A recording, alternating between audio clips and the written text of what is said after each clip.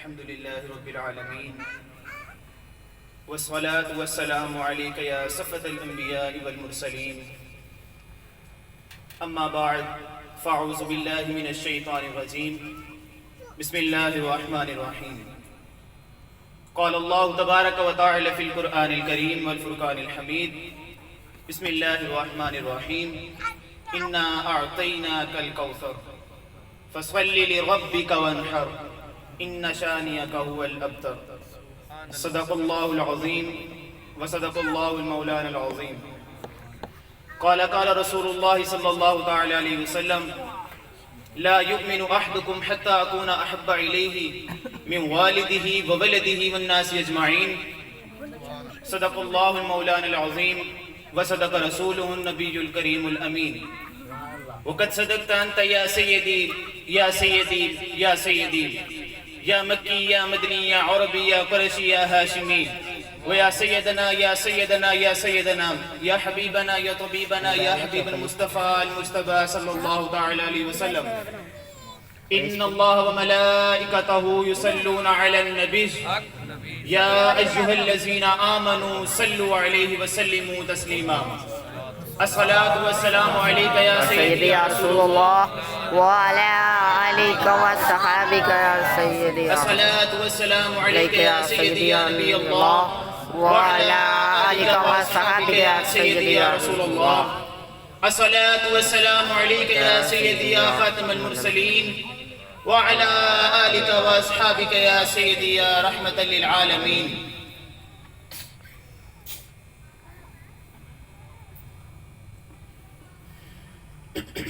بندہ پروردگارم امت احمد نبی دوست دارے چار یارم تابع اولاد علی مذہب حنفیہ دارم ملت حضرت خلیل خاک ذل جاہو جلال محمد است عثمان ضیائے شمع کمال محمد است حیدر بہار باغ خصال محمد است صلی اللہ تعالی علیہ وسلم لو بھی تو قلم بھی تو تیرا وجود الکتاب گنبد آب کی رنگ تیرے محیط میں حباب عالم آب و خاک میں تیرے ظہور سے فروغ ذرہ رے کو دیا تو نے طلوع آفتاب شوق تیرا اگر نہ ہو میری نماز کا امام میرا قیام بھی حجاب میرا سجود بھی حجاب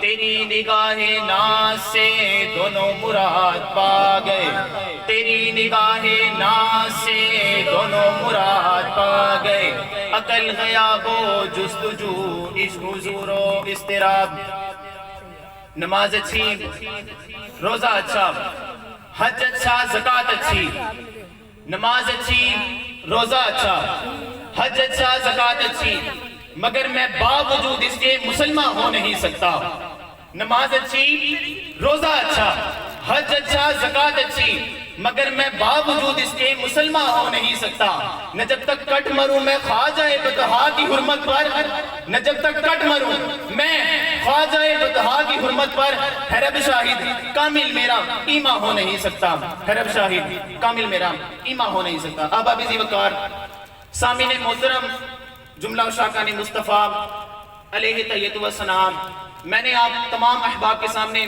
بخاری شریف کی جس حدیث مبارکہ کو پڑھنے کا تلاوت کرنے کا شرف حاصل کیا اس میں باعث تخلیق کائنات حضور خاتم المرسلین حضور نبی الملاحم صلی اللہ تعالی علیہ وسلم آپ ارشاد فرماتے ہیں کہ لا یؤمن احدکم حتی اکون کہ کوئی شخص بھی اس وقت تک مومن نہیں ہو سکتا من احب الیہ من والدہ وولدہ والناس اجمعین کہ جب تک کہ میں اس کو عزیز نہ ہو جاؤں اس کے باپ سے بڑھ کر اس کے اولاد سے بڑھ کر یہاں تک کہ تمام انسانیت سے بڑھ کر محترم احباب اس حدیث مبارکہ میں دو مین پوائنٹس نظر آتے ہیں سب سے پہلا ہے ایمان اور دوسرا محبت مصطفیٰ صلی اللہ تعالی علیہ وسلم اب آپ ذی وقار سب سے پہلے دیکھتے ہیں کہ ایمان کیا ہے ایمان کہتے کسے ہیں جب کوئی بندہ دار اسلام میں داخل ہوتا ہے تو ابتدائی طور پر جو اسے حلف لیا جاتا ہے وہ ہے ایمان مفصل کا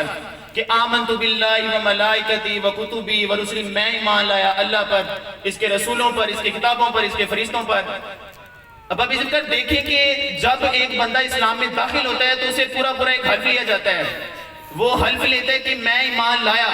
جب ایمان لے آتا ہے تمام، اور پھر دوسرا حلف لیا جاتا ہے وہ میں ایمان مجمل، کہ آمنت باللہ کما ہوا باسمائی، میں نے جیسے کہ اللہ موجود ہے تمام تر صفاتی ناموں کے ساتھ، تمام صفاتوں کے ساتھ، اور پھر میں نے تمام احکامات کو زبان سے اقرار کیا اور دل سے تصدیق ہے، دل سے تصدیق ہو گئی، ایمان لے آیا، تمام تر احکامات کو قبول کر لیا، دائرہ اسلام میں داخل ہو گیا۔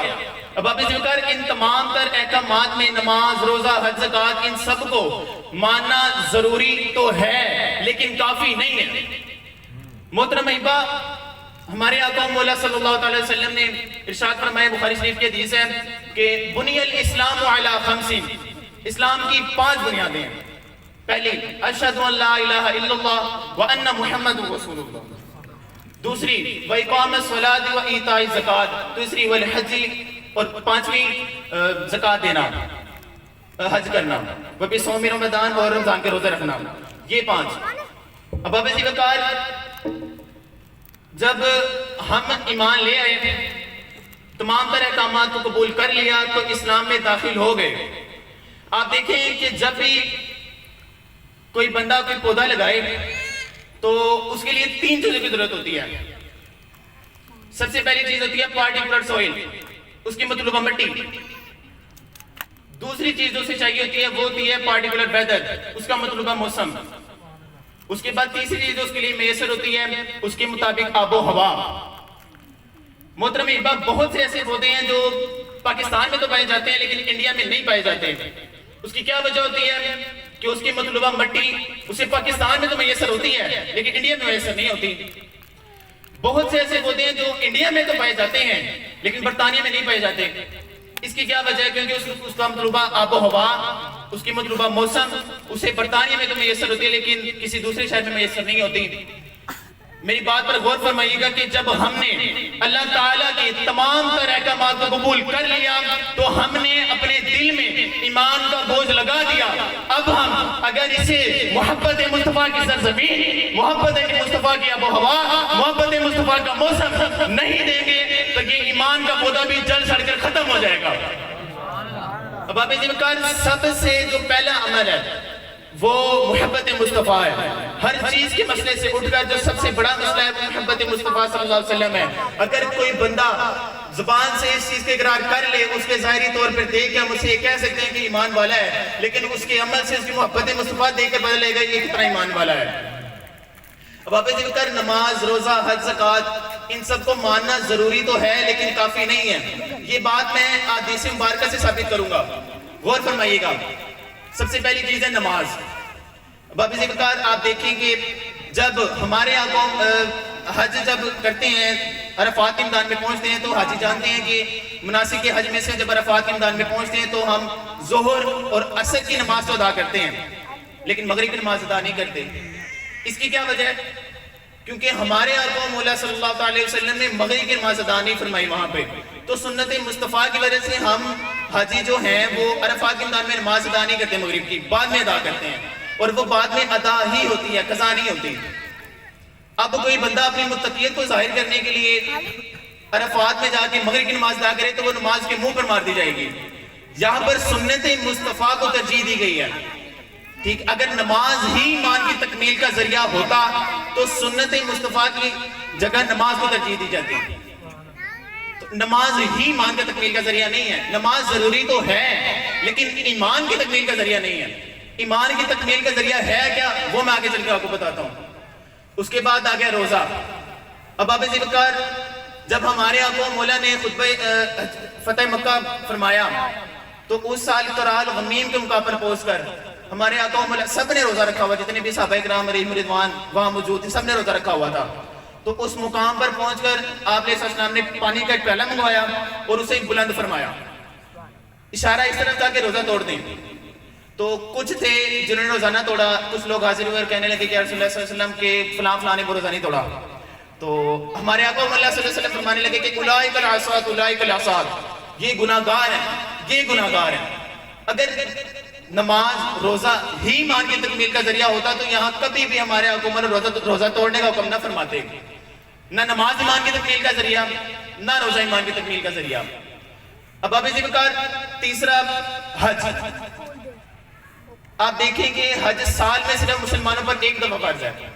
خطبہ حجت الوداع کے موقع پر حضرت اقرا بن حابس صابر رسول صلی اللہ علیہ وسلم علیہ رضوان آپ حاضر اور کہنے لگے کہ یا رسول اللہ صلی اللہ علیہ وسلم کیا حج ہر سال کرنا فرض ہے؟ ہر سال حج فرض ہے، ہر سال حج فرض ہے. 3 دفعہ ہم نے جملہ فرمایا. ہمارے آقا عمر نے تینوں بار خاموشی اختیار فرمائی. پھر فرمایا کہ اگر میں یہ کہہ دیتا کہ ہر سال حج کرنا فرض ہے تو ہر مسلمان پر ہر سال حج فرض ہو جاتا. اگر ہر سال حج فرض ہو جاتا تو پھر آپ بتائیں کہ کون کون حج کر پاتا؟ باب ذی بکر نہ نماز ایمان کی تکمیل کا ذریعہ، نہ روزہ ایمان کی تکمیل کا ذریعہ، نہ حج ایمان کی تکمیل کا ذریعہ. چوتھے نمبر پہ زکوٰۃ. آپ دیکھیں کہ زکوٰۃ جو ہے وہ امراء پر تو فرض ہے لیکن غرباء پر فرض نہیں ہے. اگر کوئی مالدار نہیں ہے تو وہ زکوٰۃ سے معاف ہے، وہ نہیں دے، لیکن امراء پر فرض ہے. اگر زکوٰۃ ہی ایمان کی تکمیل کا ذریعہ ہوتا تو زکوٰۃ ہر بندے پر فرض، کوئی امیر ہے یا غریب ہے سب پر فرض ہوتی. نہ نماز ایمان کی تکمیل کا ذریعہ، نہ روزہ ایمان کی تکمیل کا ذریعہ، نہ حج، نہ زکوٰۃ. تو پھر ایمان کی تکمیل کا ذریعہ ہے کیا؟ تو پھر وہ بیان فرماتے ہیں. حضرت عبداللہ رضی اللہ تعالیٰ عنہ سے روایت ہے کہ حضرت عمر بن خطاب رضی اللہ تعالیٰ عنہ آپ تشریف لے جا رہے تھے. آپ کے ہاتھ کو ہمارے آقا صلی اللہ علیہ وسلم نے پکڑا ہوا تھا. تو حضرت عمر بن خطاب رضی اللہ کہنے لگے کہ یا رسول اللہ صلی اللہ علیہ وسلم عرض کی کہ مجھے آپ ہر چیز سے زیادہ عزیز ہیں سوائے میری اپنی جان کے. تو ہمارے آقا فرمانے لگے کہ اے عمر ابھی تیرا ایمان تکمیل کو نہیں پہنچا. پھر فرمایا کہ مجھے اس رب کی قسم جس کی قبضہ قدرت میں میری جان ہے، یا رسول اللہ صلی اللہ علیہ وسلم آپ مجھے اب میری جان سے بھی زیادہ عزیز ہیں. ہمارے آقا صلی اللہ علیہ وسلم فرمایا کہ اب تیرا ایمان کی تکمیل کو پہنچ گیا ہے. تو پھر نماز ایمان کی تکمیل کا ذریعہ ہے کیا؟ وہ محبت مصطفیٰ ہے. نماز اچھی، روزہ اچھا، حج اچھا، زکوٰۃ اچھی، مگر میں باوجود اس کے مسلمان ہو نہیں سکتا. میں جب تک کٹ مروں میں خواجہ بطحا کی حرمت پر حرم شاہد کامل میرا ایمان ہو نہیں سکتا. اب آپ ذی بکر آج اگر کوئی دل میں اپنے لیڈر کی محبت رکھے، اپنے لیڈر کی عزت کی محبت رکھے کہ میرے لیڈر کی بڑی عزت ہے، اور اپنے آقا و مولا کی عزت کی بات ہی کبھی نہ کرے، ان ناموس رسالت کی بات ہی کبھی نہ کرے، تو پھر میں یہ کہنا چاہتا ہوں کہ ٹھوکے تیرے دیوی تے تیرے لیڈر دیوی کہ تیرے دل میں اپنے لیڈر کی عزت تو ہے لیکن اپنے آقا و مولا کی عزت نہیں ہے. ٹھوکے تیرے دیوی تے تیرے لیڈر دیوی جس کی تربیت ایسی ہے. زندہ باد، زندہ باد، زندہ باد، زندہ باد. انہیں مانا. اگر کوئی بندہ اپنے دل میں پیر کی محبت رکھے، پیر کی محبت ایمان کی تکمیل کا ذریعہ نہیں ہے. ایمان کی تکمیل کا ذریعہ ہے کیا؟ تو وہ محبت مصطفیٰ صلی اللہ علیہ وسلم ہے. آج اگر کوئی اپنے پیر کی بات سنے اور اسے سر سے پاؤں تک مرچیں لگ رہی ہیں، اس کے پیر کے بارے میں کوئی بات کرے تو وہ دل ملا اٹھے، ہمارے آقا و مولا کے بارے میں باتیں ہوتی رہیں اور وہ کوئی بات نہ کر سکے، تو پھر ٹھوکے تیرے دیوی تے تیرے پیر دیوی. دعا فرمائیں گے اللہ کریم ہم سب کو سچا اس کے مصطفیٰ عطا فرمائے. وآخر دعوانا الحمدللہ رب العالمین.